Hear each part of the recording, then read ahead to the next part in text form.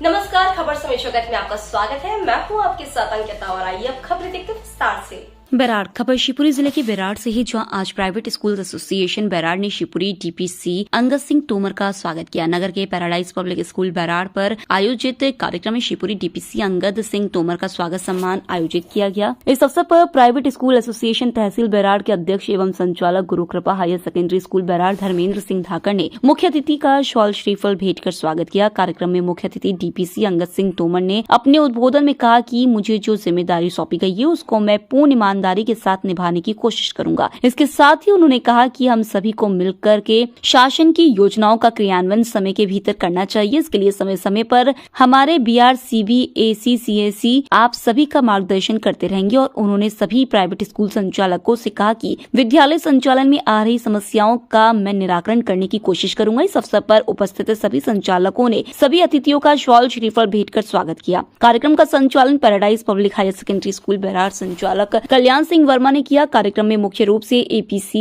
अत्तर Singh Rajauria, Pohri BRC Mangilal Verma, Bharat Singh धाकड़ BAC, Shivdayal Sharma BAC, Bhanwar Singh धाकड़ शासकीय higher secondary school गाजीगढ़, प्राचार्य अवधेश सिंह तोमर शासकीय हायर सेकेंडरी स्कूल गोवर्धन, प्राचार्य लखन लाल जाटव, CSE जसराम वर्मा, CSE अजय पांडे और समस्त बैराड़ के प्राइवेट स्कूलों के संचालक आदि उपस्थित रहे।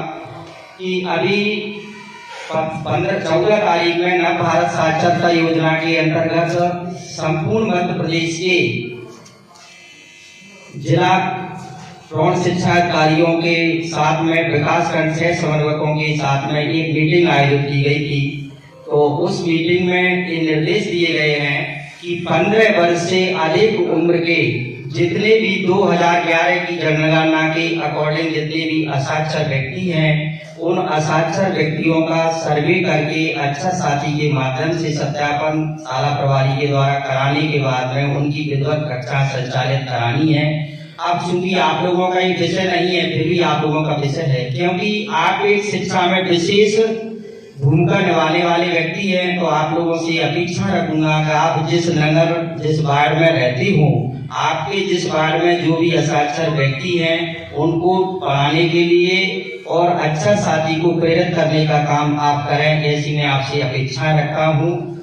इसी के साथ साथ आप लोगों ने एक कार्यक्रम रखा और हम जैसे लोगों को आपने बुलाया, एक BSc होने के नाते आप लोगों को बहुत बहुत धन्यवाद देता हूँ और आपका आभार व्यक्त करता हूँ कि आपने हम लोगों को सम्मान दिया। जय हिंद, जय भारत। लोगों को उठाना पड़ता है और उसमें बहुत सारा विलम्ब होता है। विलम्ब के साथ साथ बहुत सारी मुसीबतें लोगों को उसमें आती है।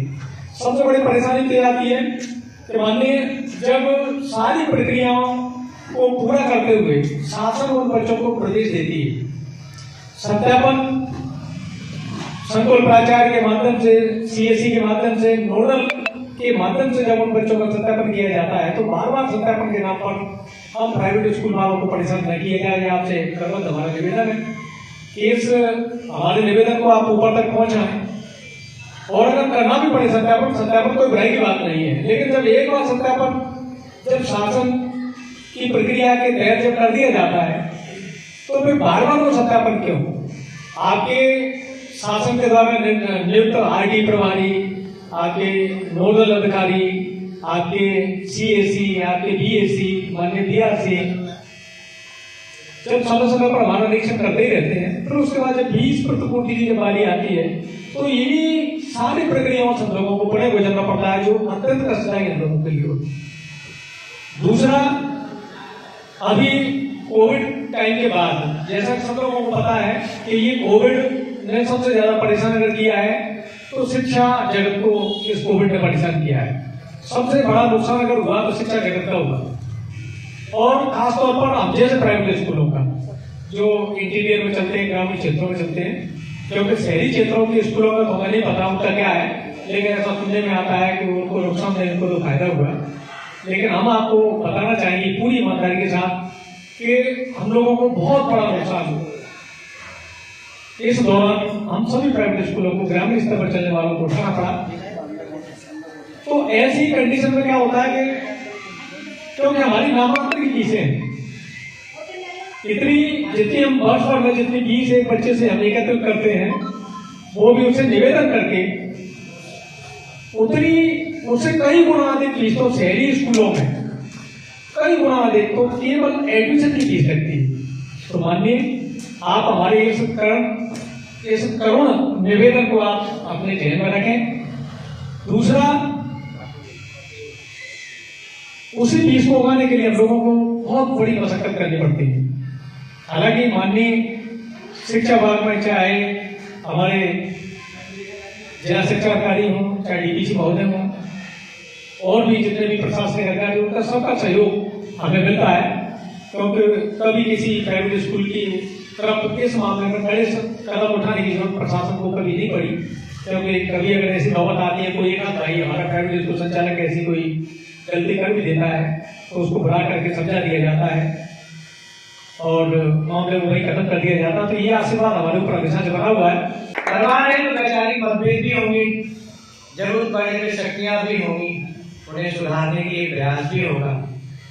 लेकिन ये निश्चित बात है कि आपकी उस पीड़ा को, उस दर्द को मैं हमेशा महसूस करता रहूँगा और मेरी कोशिश करूँगा कि मेरे कारण से और मेरी टीम के कारण से आपको इस तरह की कोई परेशानी ना आए जो आपके लिए कष्टदायी हो सके। लेकिन आप ये कोशिश करें कि पूरी ईमानदारी के साथ।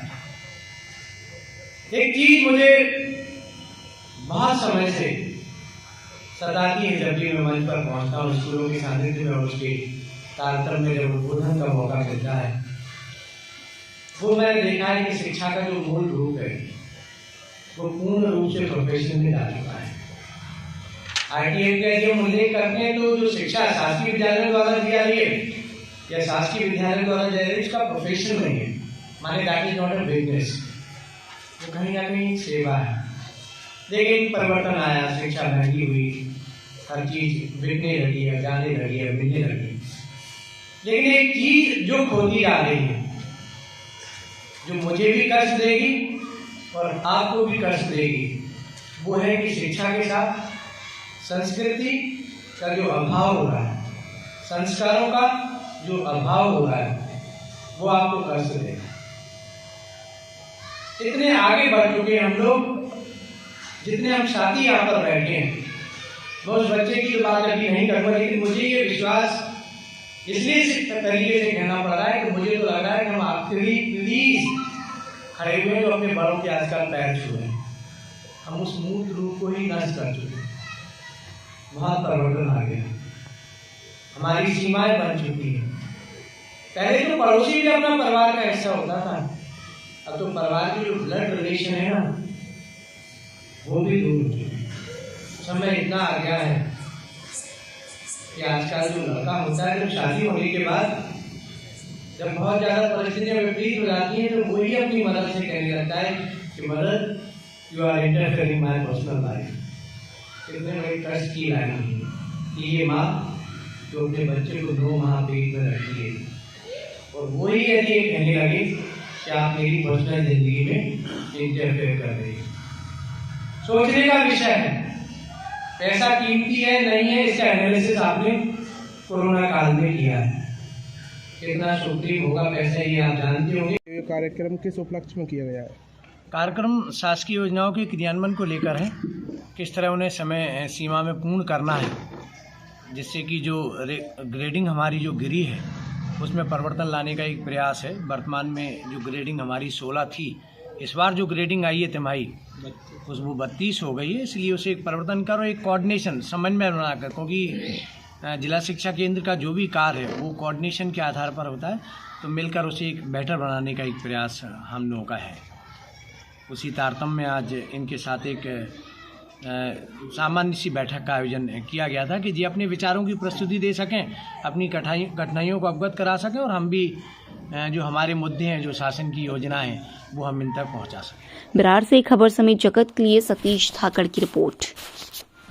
For latest news, subscribe to our channel and press the bell icon.